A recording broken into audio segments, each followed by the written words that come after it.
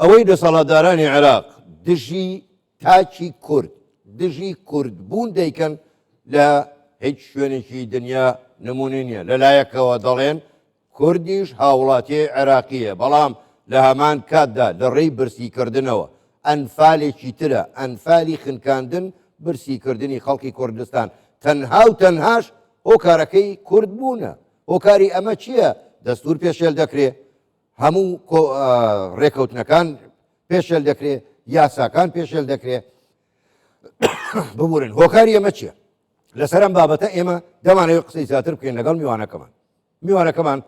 بەڕێز ڕێباز حەمدان یاریدەری سەرۆکی حکوومەت ڕاستە و خۆ لە ستۆدیۆ ژووری هەواڵ لە لامان میوانە کاک ڕێباز زۆر بەخێر بێن سپاس بۆ بەشداریکردنیشتان لەگەڵمان پێم وابێ ئیتر کاتی ئەوە هاتووە وەکی دەڵێن ئەوەی بن بەڕێی بێنینە سەر بەڕێی هەموو شتێک بەڕاشکاوانە بە خەڵکی خۆمان بڵین ئەو زوڵم و ستەمەی کە ئێستا لە عێراقەوە دژی خەڵکی کوردستان دەکرێت فاشیزمێکی نوێیە هیچ فەرقێکی نییە لەگەڵ فاشیزمی ترە بابن بەو پرسیارە دەست پێ بکەم لەگەڵ جەنابتا ئەرێ بەڕاست لە بەغدا چێ دەسەڵاتدارە سەرۆک وەزیران دەسەڵاتدارە و سەرۆکی حکوومەتە یا تایب سامی وەزیری دارایی کامیانن زۆر سپاس بە جەنابت و ببینەرانی بەڕێز کاک حاکم لە بەغدا ئیتاری تەنسیقی هەیە کە پێکهێنەری ئەم کابینەی بەڕێز محەممەد شیع سوودانیە و ئەوانەش هەریەکان وەلایان بۆ وڵاتی دراوسێ و بۆ فکرێکی ئەوە هەیە کە بەڕاستی نایەنەوێت گەلی کورد خاوەنکیانی خۆی بێ نە بە فیدرالی نە بە هیچ جۆرێکی تر کە لە سیستەمی دەوڵەتە هەبێ قبوڵیان نییە و ئەوان بە وازەحی لە بیدایەتەوانێ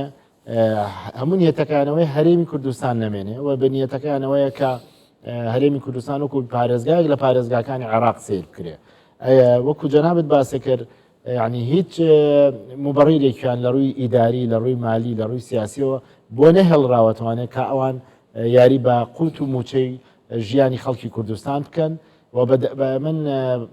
بۆ جوابی سوالەکەی جەنابیشت بەڕاستی ڕێیز وزەرا وازەحە لە هەموو دنیا لە سەر و وەزیرەکانیەوەیەتی و کاتێک نەک سەرۆک وەزیرانیش بڕیاری ئەنجومەنی وەزیرانی عێراق هەیە کە ئەڵێت لە ساڵی 2024 هەموو مانگێک 680 ملیار سەرفەکرێ بۆ هەرێمی کوردستان هەتا میزانی عێراق تعدیل هەموارەکرێتەوە باشە ئەوان خۆیان ئەمەیان نەکرد مشکلی خۆیان کە تعدیلی ناکەن سەرۆکی نوێی پەرلەمانیان هێشتا هەڵ نەبژاردووە اینجا لە ئەسنای ئەوەیە محکەمەی فیدرالی قەرار دەرەکە یعنی بەڕاستی بێسەروبەریەکی گەورە هەیە کە ئەو موسەساتانەی لە بەغدان کە هەر یەکە و بەشی خۆی حکمێکەکە کە ئاگای لەوەی کەنیە یاخود بەریەکەوتنی زۆری تێدا لە ئەوەیانە ئەوەی ئێستا ڕوئەدا لە بەغدا وەزیری دارایی ئەو محکەمەی خۆیان کە ئیشی لەسەرەکەن وەکو محکەمەی فیدرالی ئێستا وەزیری دارایی عێراق بەڕێز تایب سامی خۆی ئیشەکانی هەنگاوەکانی پێچوانی ئەو بڕیاری ئەو دادگایە لەبەر دووسێ بابەت یەکەمیان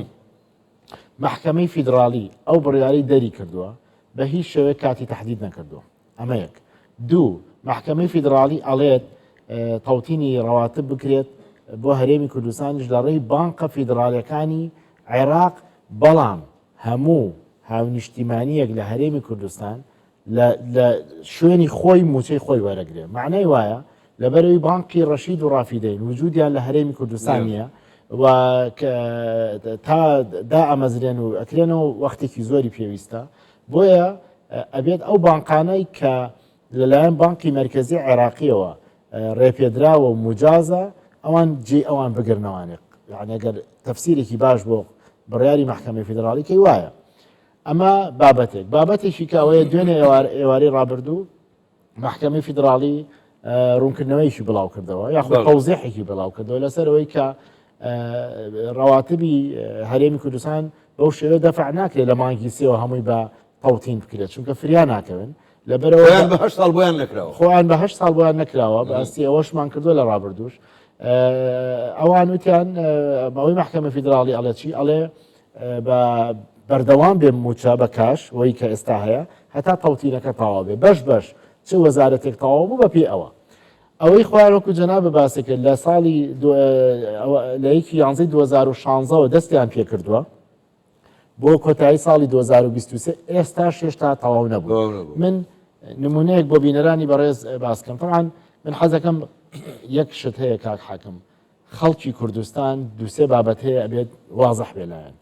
یەکەم ئەمەی ئێستا ئەگوزارێت لە دوای ڕاگررتنی هەناردەکردنی نەوتی هەرێمی کوردستان هەتا ئەمڕۆ 8 دینارێک لە موچەی ئەوان کە دواکەوتەوە کە نادرێت حکوومەتی عێراقی لە بەغداد بەرپرسە. هەرێمی کوردستان ببووریانەوە دەگەر نەوت تەسلیم کەنیتر ئەوهۆ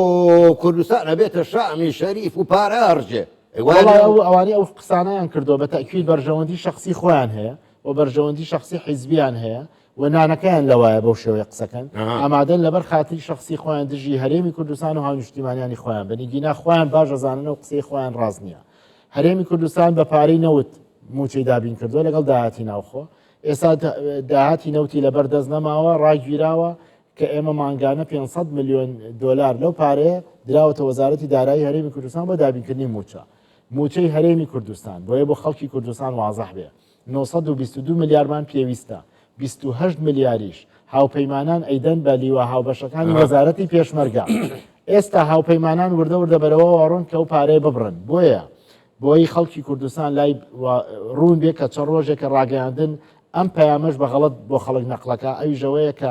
ئەڵێن بۆچی ڕەواتبی هەرێمی کوردستان لە 922 میلیارەوە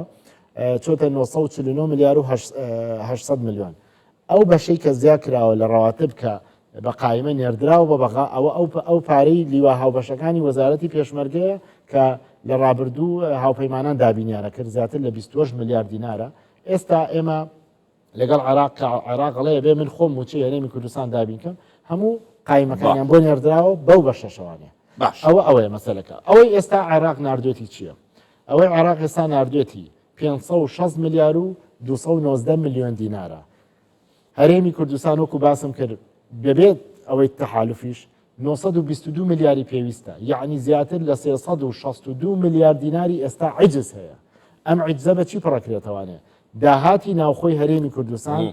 لە باشترین حاڵەتی ئێستا 320 میلیارە کە ناژبێ، بەڵام تۆ بڵێ 320 میلیارە. بۆچی منەڵم نابێت؟ چونکە ئەو 320 میلیارە کە یەتە ناو خەزیێنەی حکوومەتی هەرێمی کوردستان و مانگانە کاژ نییە هەمووی، بەشێکی زۆری بە تەنها بەڕەسیدا ئەچێتە سەر حسابی حکوومەتی هەرێمی کوردستان، چونکە بەشێکی زۆری ئەوە پارەی کارەبا نادرێتەوە، بەشێکی زۆری ئەوەیە کە هەندێک کەس لە حساباتی خۆی هەندێک ڕسوماتی حکوومەت دەفعەکە بەتایبەتی لە پارەی دانی کارەبایە. بۆیە ئەو 320 میلیارەش بە کاژ نایەتە ناو خەزانەی حکوومەتی هەرێمی کوردستانەوە. حکوومەتی هەرێمی کوردستان بە 320 میلیارد دینار تەنانەت ئەگەر هەمووشی کاش بێ ناتوانێت موچەی هەموو موچە خۆرابا، چکە ئێمە 922مان ئەوێ. ئەم پارەیە ئەبێت کە عێراق بە حسابی خۆی ئەڵێ من دابینیەکەم ئەبێت هەمووی دابینکە. باش ناکرێ. باش کاکرێباز بە بینە سەرباسی پێشمەرگە و حەشدی شیعی با بە ئاشکرا بیڵێن ئەوە حەشدی شعبی نیە، حەشدی شیعیە. پێشمەرگە زۆر دەمێکە دامەزراوە لە گەڵ دامەزراندنی دەوڵەتی عێراقیە پێشمەرگە هەیە. حەشدی شیعی تازە بە تازە دازراوە، نەکە زەزانێت ژمارەیان چەنە، نەکە زەزانێت سەر بەچۆن، نەکە زەزانێت چەند گروپن. بەڵام وەزارەتی دارایی عێراق دوافلسیان بۆ سەرفەکە بەبێ ئەوەی کەس بزانێت ژمارەیان چەندە. ئێستا ئەوان بیان و بە هێزی پێشمەرگی کوردستانیش دەگرن لە کاتێکە لە شەڕی داعشیشدا بە ئیعترافی سەرکردە سەربازیەکان تەنانەت یەک فیشێکیشان بۆ هێزی پێشمەرگی کوردستان نەناردوو. ئەی ئەم بیانۆ تازەیە چییە؟ کاک حاکم بەنسبەت هێزی پێشمەرگی کوردستان ئەو هێزە قارەمانەیە کابێ هەموو تاک بە تاکی گەلی کوردستان فەخری پێوە بکە و بە اعترافی ئەمریکا و وڵاتانی ئەوروپای بەشدار لە کەوەکو هاوپەیمان بوون بەشدار بوون لە شەڕی داعش ئەوان باز لە قارەمانەتی پێشمەرگاکەن و عێراق خۆشی باژە وازانێ و بزڵە دۆکو جەنابە دوتت لە کاتی شەڕی داعش کە جەنابی سەرۆک بارزانی سەرپەرشتێ کرد ئێمە بەردەوام کێشەشمان بۆ دروزە بوو لەو نەک عێراق یارمەتی ئێمەی نایە نەک عێراق فیشەکێکی بۆ هێزی پێشمەرگە نەناردەوە بەڵکو کە ئەو هاوپەیمانان یارمەتی ئێمەیان دەدا ئەیانەوە بێ ئەو تیارانی کە سیلاح بۆ هەرێمی کوردستان و پێشمەرگێنێ بچێ لە بەغدا تەدقیق بکرێ و لەوێش خۆیان سەیریکەنەوە اینجا تەفتیش کرێ اینجا بینەرنەوە هەرێمی کوردستان. اینجا ئەوە بابەتەکەیە. بابەتی ئەوە پێم خۆش بوو جەنابەتە و پرسیارە کرد چەند ڕۆژێکە هەندێک لە پەرلەمانتارانی بەداخەوە کوردیش هەندێکیان ئەوەی بەغاش پێداگیری و لەواکەن واخت تایف سامی وەزیری دارایی عێراق زۆر باسیێواکە کە حکوومەتی هەرێمی کوردستان ناوی وەزارەتی پێشمەرگە و ئەمنیەکانی نەناردۆ بە بەغدا بۆیە بە حساب ئەوان پارەکان نەناردووە.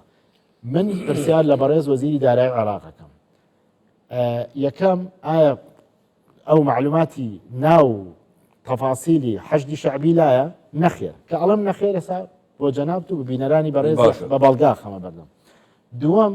مەوزوعی ئەنجومەنی ئاسایش کە لە عێراق وەکو مخابرات دەستگای مخابراتە ئەمە بابەتێکی ئەمنیە ناکرێت ئەو ناوانە پشنە بەردەست هەموو کەس ناکرێت یعنیەوە بە مەوزوعێکی ئەمنیە. مەوزوعی پێشمەرگەش من حەزەکەم بۆ جەنابتانی باسکەم ئەمە بۆ بەرچاوڕوونی هەموو هاونیشتیمانیانی هەرێمی کوردستان بۆ ئەوەی کە لەمە دووە لەسەر هەموو بابەتێک بەلاڕێدا نەبڕێن و خەڵکی کە بۆ مەبەستی خۆی بەکاریان نێنێ. ئەمە وەقائعی عێراقە کە هەر یاسایەک لە عێراقیش لە هەرێمی کوردستانیش وەقائعی کوردستان هەیە لە عێراقیش وەقائعی عێراق هەیە. ئەم جەریدەیە هەست یاسایەک دەرچێت لە عێراق کە دوایە پەسەند دەکرێت بڵاوکرێت. ئەمە لە وەقائعی عێراقا میزانیەی ساڵی 2023 ساڵی 2024 ساڵی 2025 بڵاو کراوەتەوە باشە 81 لاپەڕەیە لە لاپەڕەی 64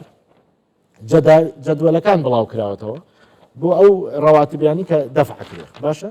حەزەکەم هەموو هاونیشتیمانیانی هەرێمی کوردستان و ئەو پەرلەمانتارە بەڕێزانە خۆیان ئەمە بەرنە بەردەست جەنابی تایف سامی وەکو وەزیری دارایی عێراق کە ئەمڕۆوتی هەموو معلوماتێکم لەسەر حەشدی شەعبی لایە لە لاپەڕە 84 لە فەقەرەی پێش کۆتایی سێ فەقەرە پێش کۆتایی ئەڵێ هەیئەی حەشدی شەعبی تەنها ئەڵێ ژمارەیان 238,000 کەسە هیچ معلوماتێکی تیان نییە نە لەسەر ئەوەی پلە تایبەتەکان چەند پلە تایبەتیان هەیە هیچ معلوماتێکی تێدا نیە لەسەرەوەی چەند پلەی وەزیفیانێ وەزیفەکانیان چەنە دەرەجەی وەزیفیان چییە هیچ معلوماتێکی تیان نیە هەمووی نووسراوە سەفر. ئەوە هەموو کەس دەتوانێت لە وێبسایتی وەقائعی عێراقی سەیریکە لاپەڕە 64 بۆیە زۆر عەزێت نەکێشن لە لاپەڕە 64 باسی حەشدی شەعبیەکە. ئەمە هەر خۆی بەڵگەیە کە بەڕێز تایف سامی ئەمڕۆ لە پەرلەمانی عێراق لەلایەن لیژنەی دارایەوەتی هەموو معلوماتێکی حەشدی شەعبی بلایە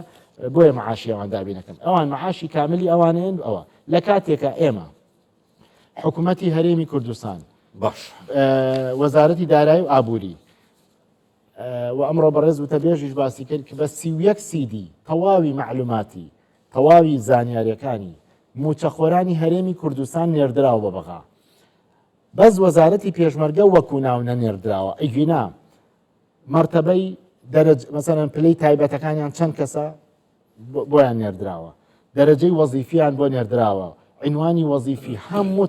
تەواو ئەم معلوماتانیان بۆراوە هی و پێشمەرگەش نەک هەر موچەخۆرانی مەدەنی ئەوان پاری حەشدی شەعبی سەرفەکەن یەک معلوماتی تێدا نیە هەمووی بە سفر هاتوێتەوە لەبەرەوە من نمونەیەکتان بۆ باسکەم ماوەیەک لەمە پێش لە بەغداد کردەوەیەک ڕوویە بە درۆن هێرش کرایە سەر سیارەیەک لە بەغدا لەوێ فەرماندەیشی باڵای حەشدی شەعبی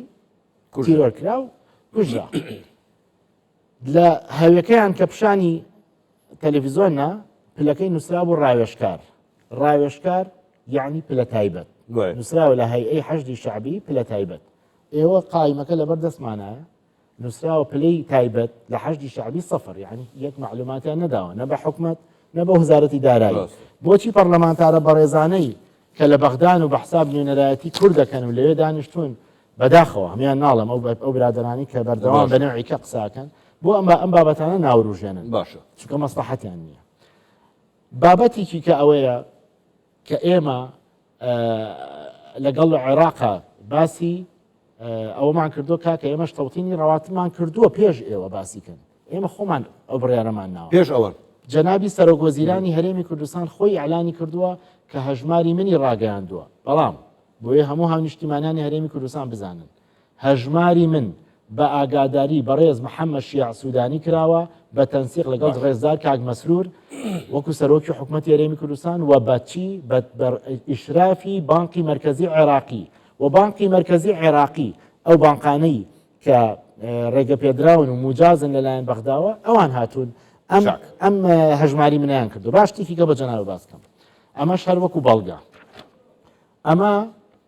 وێبسایتی بانقی مرکزی عێراقیە باشە ئەڵێ المصارف المساهمة في مشروع توطين الرواتب لەکوێ لە عێراق باشە خۆی جەدوەلەکەی بڵاو کردو ئەڵێ هەموو ئەو بانقانەی کە بەشدارن لە تەوتینی ڕەواتب لە عێراق هەموو لیستەکەی بڵاو کردوەوە 43 بانک 43 بانک ئەوە هەموو جەدوەلەکانە ئەوە ئەخیر بانکە 43 بانک بەشدارە لە تەوتینی ڕەواتبی عێراق لە ضمنی ئەم 43 بانکە ئەو 5 بانقەی تایە کە هەرێمی کوردستان عقدی لەگەڵ کردوون بۆ ئەوەی کە هەژماری منی تا بکرێت باشە ئەگەر حکومەتی عێراق باسی تەنها بانقی ڕەشید و ڕافیدەینەکە کەوانە لە کاتێکە بانقی ڕەشید و ڕافیدەین 146 فەرعی بانقی ڕەشید هەیە ڕافیدەین هەیە 151 بانقی ڕەشیدیش فەرعیان هەیە لە عێراق اینجا بە 8 ساڵ توانیانە تەوتینی ڕەواتبی خۆیان بکەن ئێمە لەم ماوەکەمەی کە جەنابی سەرۆکوەزیرانی هەرێمی کوردستان ئیعلانی هەژماری منی کردووە زیاتر لە 300,000 کەس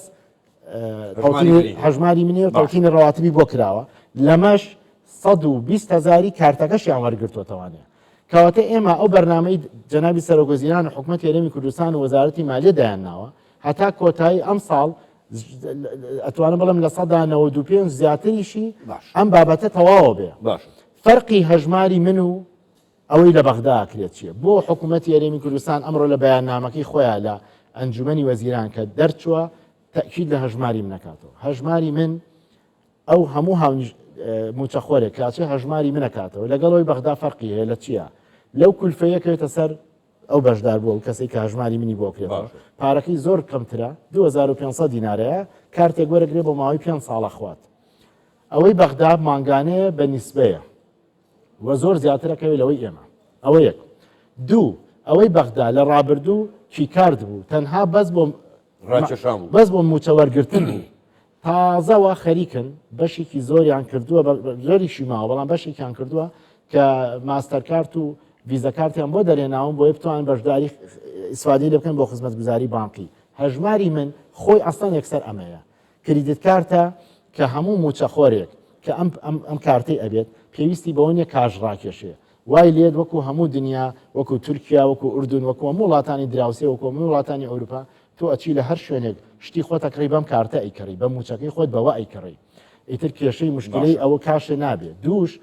ئەمە کریدتە یعنی ئەتوانی ئاسانکاری بانقی بۆ بکرێ بۆەوەی کە ئەو هاونیشتیمانە قەرز وەربگرێ خاڵێکی کە ئەوەی لە هەموو دنیا خوام کارتە ئەم کارتە یعنی وەکو ڕەمزێکیوێت بۆ ئەو کەسە بۆ هەموو معلوماتی خۆی لەسەرێتی و هەموو ئەو حساباتانی کە هەرشێتی لە موچەکەی چێتە سەری و پارەی خۆشی کە هەیەی لە شوێنی کە توانێت تەحویل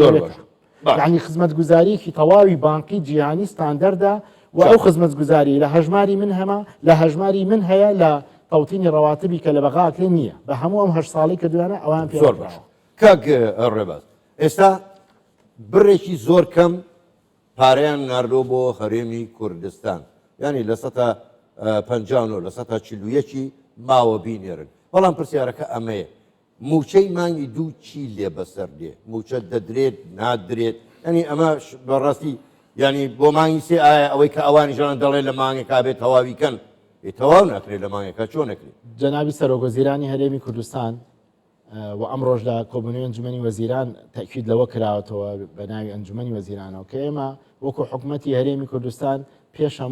پێش هەموو بابەتێک تەکید لە کەرامەت و مافەکانی خەڵکی کوردستانەکەینەوە لە چوارچەوەی دەستور ئەمەی ئەکرێت لە عێراق بۆ ئەوەیە هاونیشتیمانیانی هەرێمی کوردستان بکەنە سوتەمەنی ئەو ململانە سیاسی کە ئێستا عێراق دەستی پێکردو لایەنە شیعەکان دەستیان پێکردووە کە یانەیە شتێک نامێنێ نەناوی هەرێمی کوردستان بێ نەناوی حکوومەتی هەرێمی کوردستان بێ نەناوی پێشمەرگە بێ و هەموو ئەو مێژووە گەورەی کورد هەیەی بیسڕنەوانێ کە پێیان ناسەڕێتەوانێ سەرۆک وەزیرانی هەرێمی کوردستان داکۆکیکارێکی سەرسەختە لەسەر مانەوەی هەرێمی کوردستان لەسەر پاراستنی کەرامەتی خەڵکی هەرێمی کوردستان وەلداکۆکیکارێکی سەرسەختە لەسەر موچە و قوتی خەڵکی کوردستان ئێستا مانگی ڕەمەزانی پیرۆزە لە ماوەی ئەم 5 مانگەدا هاونیشتیمانیانی هەرێمی کوردستان یەک موچەیان وەرگرتووە. کێ سەبەبە؟ حکوومەتی عێراقی سەبەبە. کێ سەبەبە؟ ئەوانە سەبەبن کە لە بەغدا باڵا دەستن و حکمیان بەدەستە. بۆ نەوتەکەیان لە ئێمە بڕیەوە ناتوانین موچە بین بە ئێمەیانوت ئێمە موچەی خۆ ئەین. ئێمە ڕێکەوتنمان هەیە. جەنابی سەرۆکوەزیران دوو ڕێکەوتنی هەیە لەگەڵ بەڕێز سوودانی لەسەر مەلەفی نەوت لەسەر مەلەفی بودجە. اینجا هاتوین ئەم بەم شتانە ڕازی بووین. هەرچیان داوا کردو بۆمان کردوون. داوای لیستی عەرەبیان کردو، داوای هاتووە بڵین بەسە سۆپ طبعا کە جام ڕژا لێرژ کە جام پڕ بوو لێرژێ ئەمەی ئێستا ڕۆیات جەنابی سەرۆکوەزیرانی هەرێمی کوردستان بۆ بەرچاوڕوونی خەڵکی کوردستان تەکیدی لە بەڕێز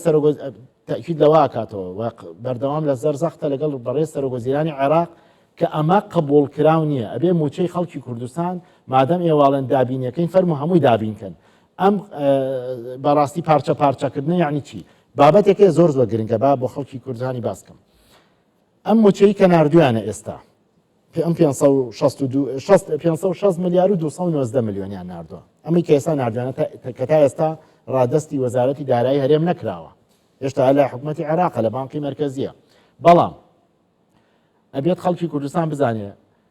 جوان بچنە سەر وردەکاری لیستەکان لە سا 2.5 زەریبیان لە هەموو کەس سەنووە. لە سا 7 ئەوەی ئیستقطاعی تەقاعودی خانەنشینیان لە موچەخۆران بردووە. هەر ئەمە حسابی کەی نزیکەی 55 میلیارد دینارە کە لە ڕێوە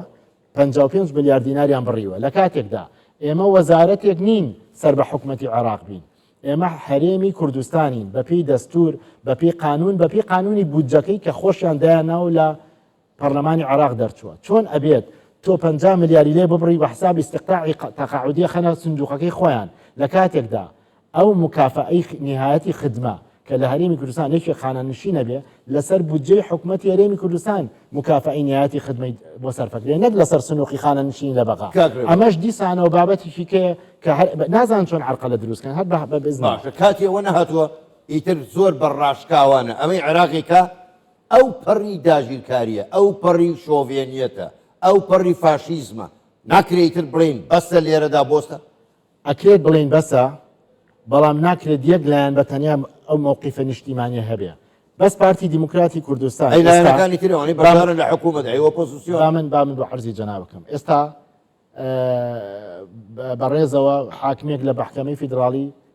دەستی لە کار کێشاوەتە وەکو مووقیفێک لەسەر بڕیارەکانی دادگای فیدراڵی. فراکسیۆنی پارتی دیموکراتی کوردستان لە بەغدا لەگەڵ وەکو باستانکە لەگەڵ بەڕێز سوودانی لەسەر ئەم بابەتە لە وتوێژێکی توندان. بەڕێز وەزیری دەرەوەی عێراق دکتۆر فواد و هەموو وەزیرانی کە لەگەڵیان لە کوتلەی پارتی لەسەر ئەم بابەتە دیفاعێکی گەوراکەن کە ئەبێت مافەکانی خەڵکی کوردستان. بەڵام ئەمە پێویستی بەوەیە هەموو لایەنەکانی بەشدار لە حکوومەتی هەرێمی کوردستان و تەنانەت ئەو لایەنانەی کە ئۆپۆزیسیۆن و لە دەرەوەی حکوومەتی هەرێمی کوردستان کاکە ئۆپۆزیسیۆنیش پێناسەی خۆی هەیە. پێناسی ئۆپۆزیسیۆنەوەیە دیفاع لە مافەکانی خەڵکی کوردستان دەکات لە چوارچەوەی ئەو هەرێمەیە بەڵام هەموو شتێک یاسا و سنووری خۆی هەیە. کاتێک بگاتە سەرەوەی دەست ببرێ بۆ قوتی خەڵکی کوردستان دەست ببرێ بۆ کەرامەتی هەرێمی کوردستان بۆ هەرێمی کوردستان چۆنە بێت ئەوانیش بێدەم بن ناکرێت ئەمە بە یەکلایەن بێ ئەبێ لایەنەکانی بەشدار لە حکوومەت هەموو پێکەوە ئەم بە بەغدا بڵێن بەسە لەمە زیاتر قبولکراو نییە. زۆر باشە دەست خۆش زۆر بەڕێز ڕێباز حەمدان یاریدەری سەرۆکی حکوومەتی هەرێمی کوردستان گەلێک سوپاس بۆ بەزانینیشان لەگەڵمان زۆر باش.